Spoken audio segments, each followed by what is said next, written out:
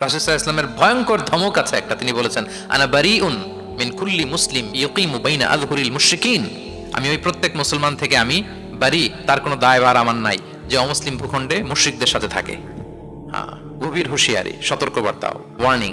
অমুসলিম দেশে ব্যবসা করতে যাবেন অস্থায়ীভাবে, ওকে, চাকরি ওকে, চিকিৎসা পারপাস ওকে, পড়াশোনা ওকে, কিন্তু স্থায়ীভাবে যদি কোনো অমুসলিম দেশের পাসপোর্ট নিয়ে থাকতে হয়, স্থায়ীভাবে, of course it should be with the intention of দাওয়া। এই নিয়তে যদি আপনি থাকেন তাহলে আপনি এই দেশে স্থায়ীভাবে থাকতে পারবেন। গত সপ্তাহে, তার আগের সপ্তাহে আমার জাপানে প্রোগ্রাম ছিল, এক মসজিদে আলোচনা করলাম, দেখি যে মসজিদটা খুব সুন্দর। আমি বললাম এত সুন্দর মসজিদ, বলে যে শেখ এটা আগে ক্যাসিনো ছিল। ক্যাসিনো কি ছিল? ক্যাসিনো চিনেন তো? জুয়ার আসর বসতো আর কি এখানে। বলে যে আমরা ক্যাসিনো কিনে এটার মসজিদ বানায় ফেলছি। অ্যাট্রাকটিভ প্রেজেন্টেশনের অভাবে আমরা ইসলামের কথাকে তুলে ধরতে পারি না। ওরা যে মতবাদ, ওদের যে ডক্ট্রিন, ওদের যে আইডিওলজি, ওদের যে চিন্তা চেতনা, এই বস্তা পচা মতবাদকে ওরা সুন্দরভাবে বিউটিফাই করে, ফান্ডিং করে, এমন প্যাট্রনেজের সাথে গোটা বিশ্বে আনে, চোখ ধাঁধানো মনে হয়। কিন্তু আমাদের প্রপার প্রেজেন্টেশনের কারণে আমরা ইসলামকে নন মুসলিম বন্ধুদের কাছে তুলে ধরতে পারি না। এজন্য আমরা অমুসলিম দেশে যারা থাকি, এটা আমাদের সবার দায়িত্ব। We all are the ambassador of Islam in a non Muslim land.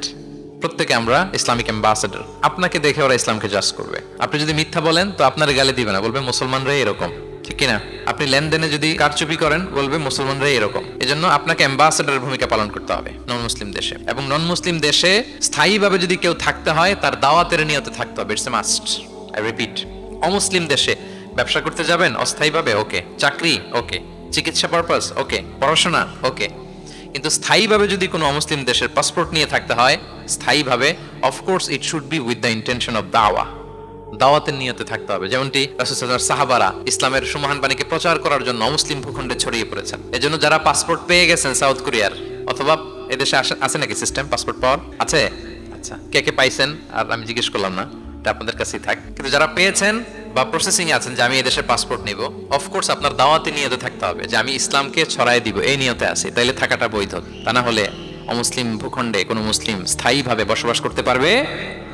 রাসূল সাল্লাল্লাহু আলাইহি ওয়াসাল্লামের ভয়ঙ্কর ধমক আছে একটা, তিনি বলেছেন আনা বারিউন মিন কুল্লি মুসলিম ইয়কিমু বাইনা আযহুরিল মুশরিকিন, আমি ওই প্রত্যেক মুসলমান থেকে আমি বারি, তার কোনো দায়ভার আমার নাই যে অমুসলিম ভূখণ্ডে মুশরিকদের সাথে থাকে। হ্যাঁ, গভীর হুঁশিয়ারি, সতর্কবার্তা, ওয়ার্নিং। কিন্তু যদি আপনি উইথ দ্য ইন্টেনশন অফ দাওয়াতে নিয়তে থাকেন যে এখানে আমি একটা মসজিদ করব, মসজিদের সাথে লেগে থাকবো, আমার বুদ্ধিস্ট প্রতিবেশীর কাছে আমি ইসলামের সুমহান বাণী পৌঁছে দিব, আমার কলিগদেরকে বুঝাবো দেখো ইসলাম খুব ফ্লেক্সিবল, এটা ন্যাচারাল রিলিজিয়ান, এটা মানবতার ধর্ম, এটা এমন এমন, এইভাবে আমি বুঝাবো, এই নিয়তে যদি আপনি থাকেন তাহলে আপনি এই দেশে স্থায়ীভাবে থাকতে পারবেন। কথা কি বুঝতে পেরেছেন? এখন অন্যকে ইসলাম বুঝাইতে হলে তো আগে নিজের মানতে হবে নাকি? কথা বলেন। আপনি ইসলামের দাওয়া দিবেন, এখন আপনি নিজেই ইসলাম মানে না, তাহলে হবে? আগে নিজের মানতে হবে। কি বলেন? আগে নিজের ইসলামকে কি করতে হবে?